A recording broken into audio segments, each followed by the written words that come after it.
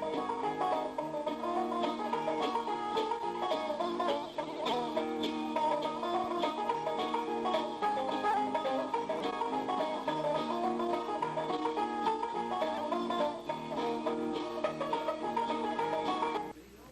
name is Janie Chambers, and here to tell some stories for us is my aunt, Lil Tucker.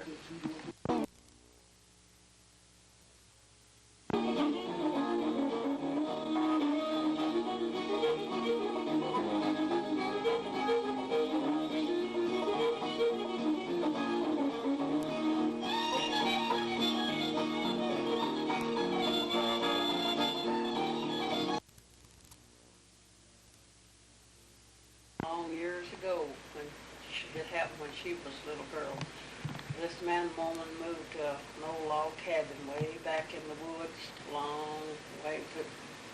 Neighbors is about a mile apart. Man, they just one-room shacks.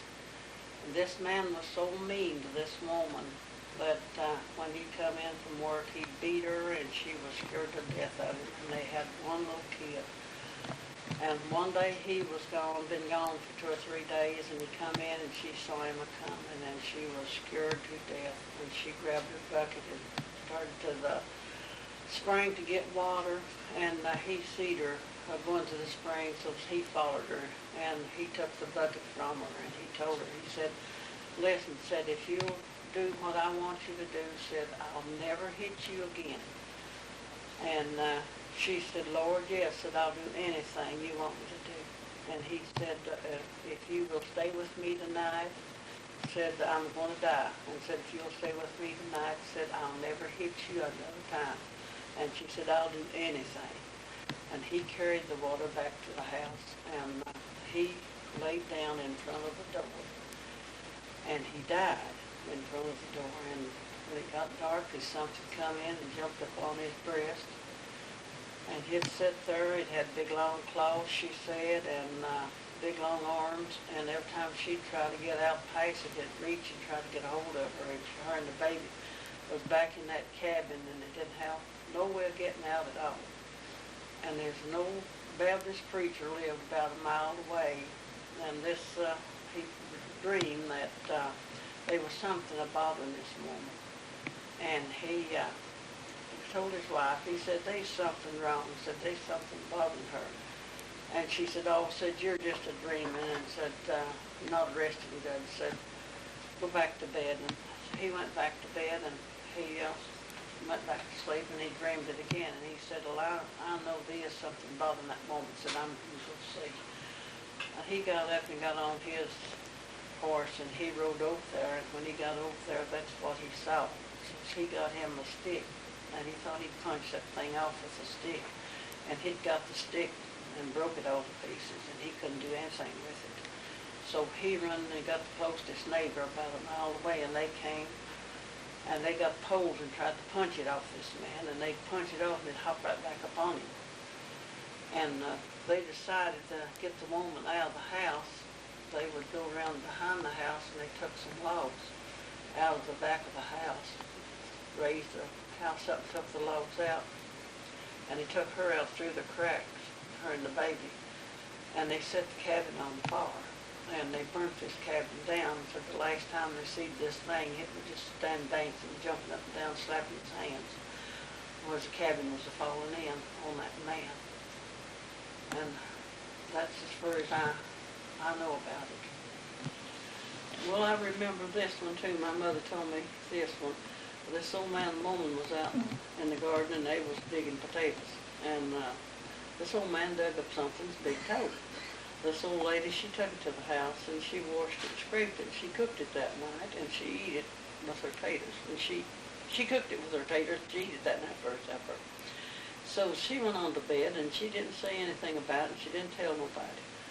And long after a while, something come and knocked on the door, and said, I want my big toe.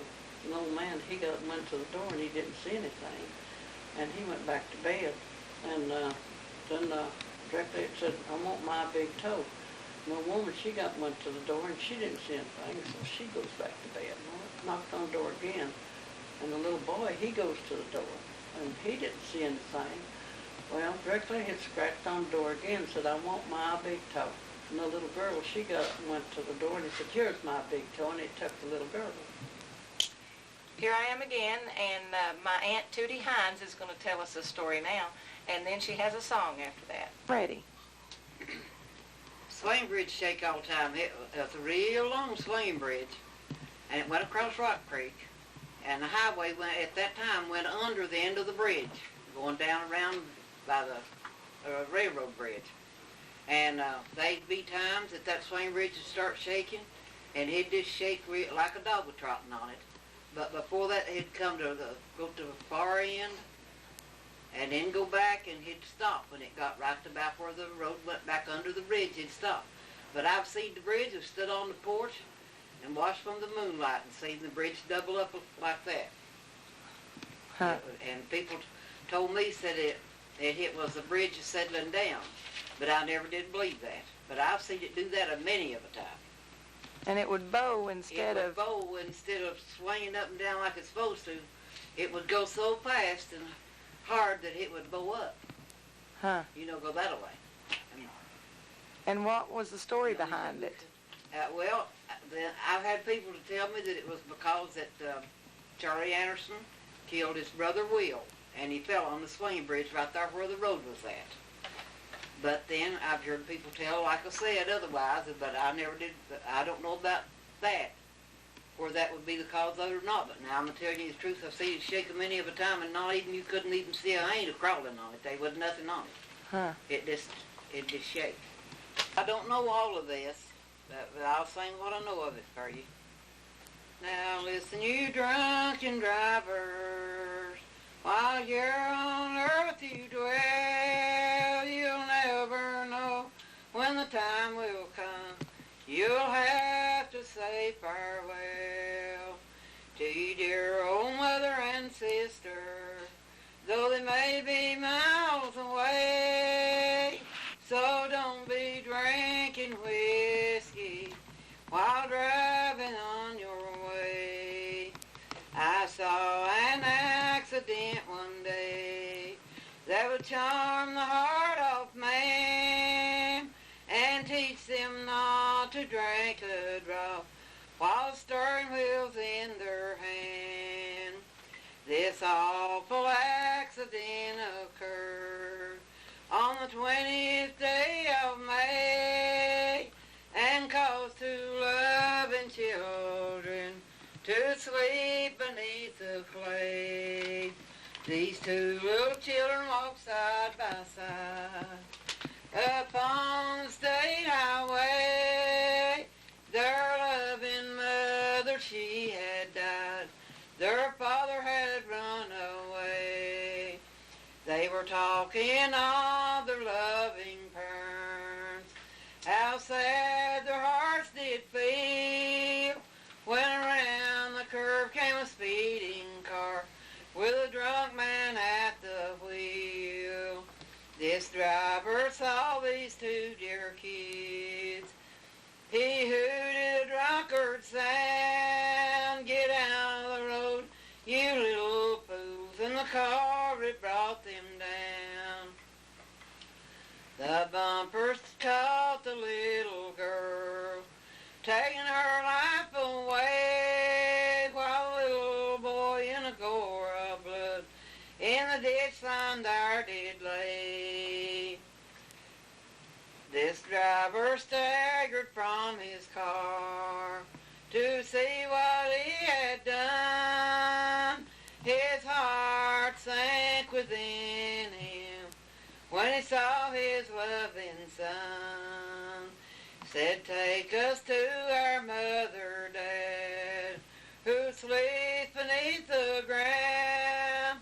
It was you and her we were talking about when the car, it brought us down." All right. Well, let me see where I'm at right here then. Don't bet the gospel. Don't sing it, then. Now this song here is the truth. It's a song where these two little kids got killed in West Virginia, and they made a song out of it.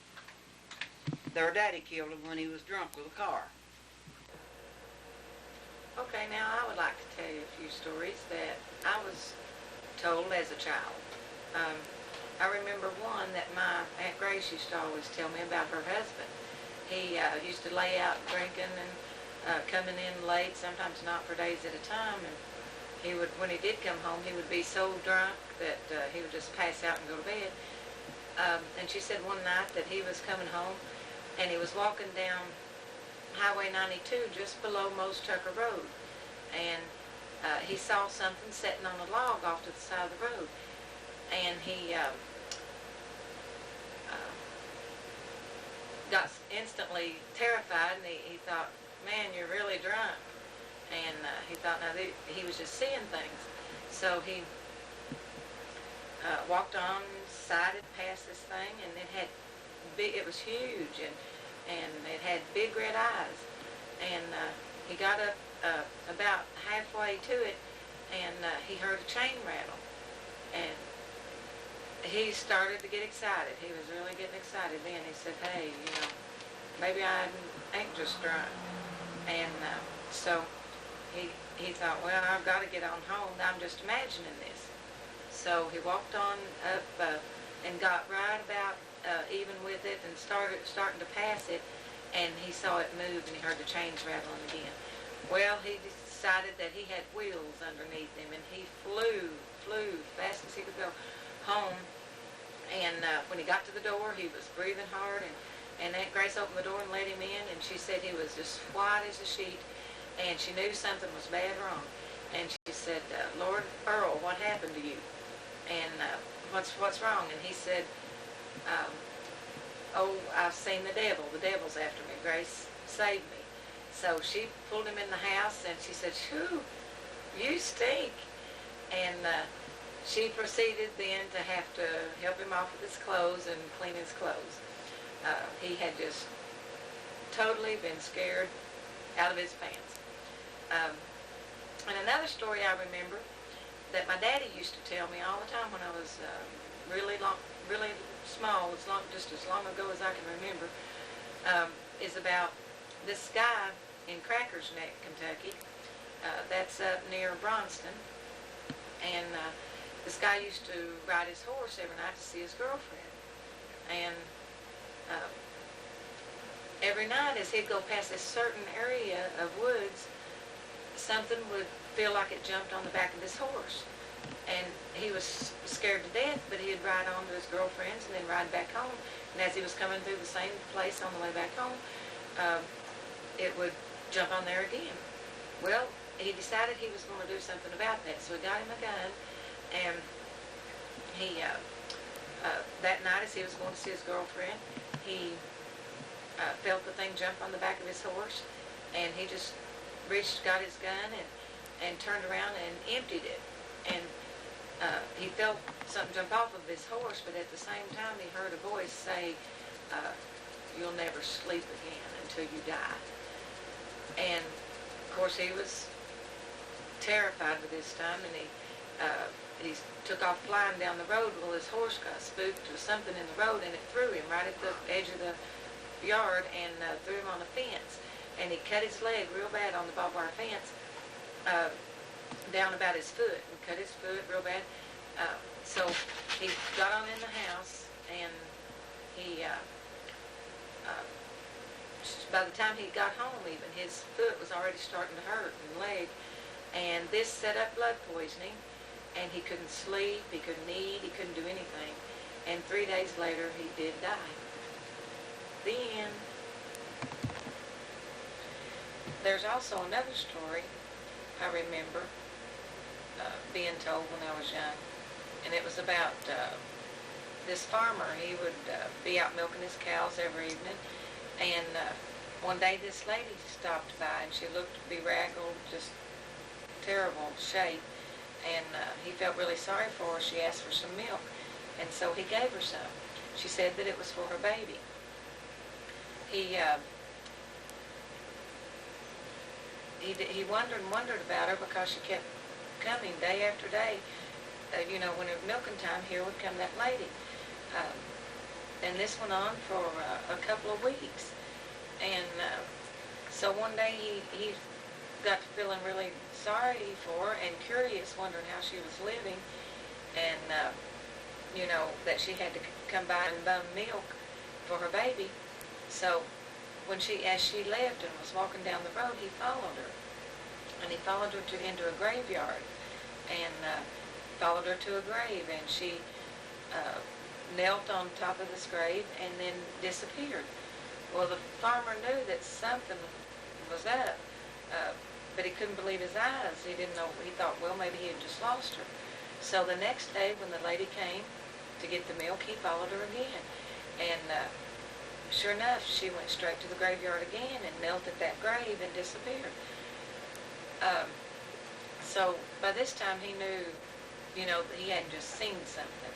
So he went and got some friends, and they dug this grave up. A lady had been buried there with her dead child a couple of weeks before that. It was a really fresh grave. And so they dug the grave up, and there was a woman and a baby in the grave. The woman was dead, but the baby was alive. It had sustained on that milk that she had carried it for 2 weeks.